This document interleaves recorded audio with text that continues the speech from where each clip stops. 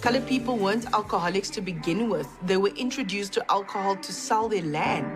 The trade to get their land from Khoi people was to introduce alcohol to them, make them addicted to alcohol, and then take their land from them. So when you want to call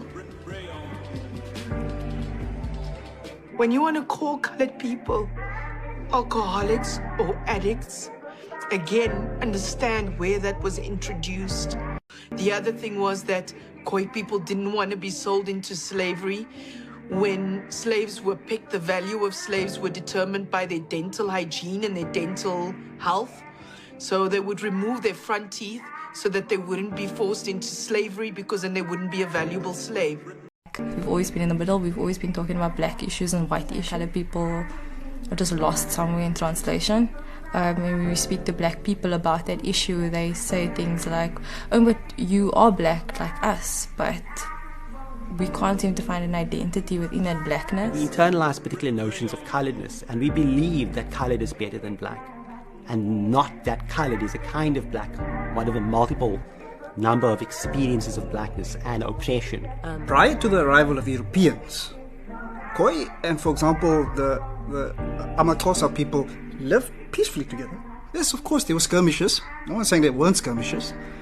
There were wars, but it wasn't to the point where we are going to wipe you out and, you won't have any land to live on, etc. But now that they want to include us in the black category, we're also saying that, but our cultures are so different from black that sometimes it's hard for us to identify, And it seems like colored people have been hidden, and it's been easy to hide. You will own the white, but you're gonna say accordingly to the black. There's a possibility that the population of colored people are descendants of the Bushmen. Are descendants of Correct. The Bushmen. Most of them who were probably raped by white people. Yes, and then they were for coloreds, is that right? Yeah, you and I would be labeled coloreds, as colored, right? Because we're mixed. The whole point of apartheid was to separate people into racial groups, to divide. Law is black people shouldn't get with white people.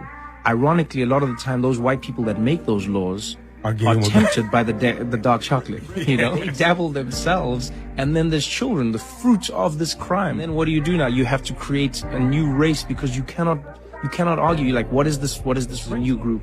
We call them colored. So obviously the children would be, 3 of us would be fair-skinned with straight hair, and 3 of us would be really dark-skinned with very different types and textures of hair. But as brothers and sisters, love doesn't see those differences. And I think my very first experience was a very painful experience, because my mom had left me at my aunt's place, who was white and lived in a very white life in an area that was classified as white.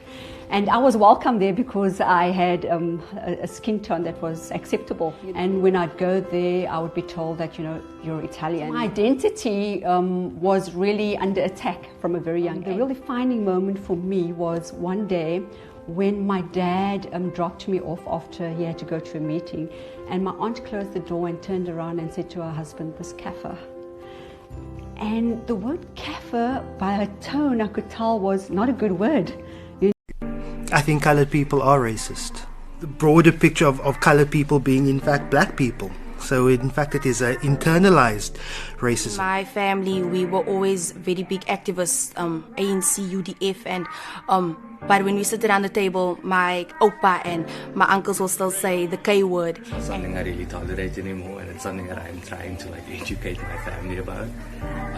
And it's something that's really serious. I think there's so much that is unknown in colored culture and that doesn't get unpacked. Colored people are a marginalized group in this country, and as colored people, they face structural racism. Therefore, I don't think that colored people can be racist. I do, however, think that colored people are somewhat anti-black. And someone said to me, well, why don't you learn to speak Zulu, or why don't you learn to speak Tswana?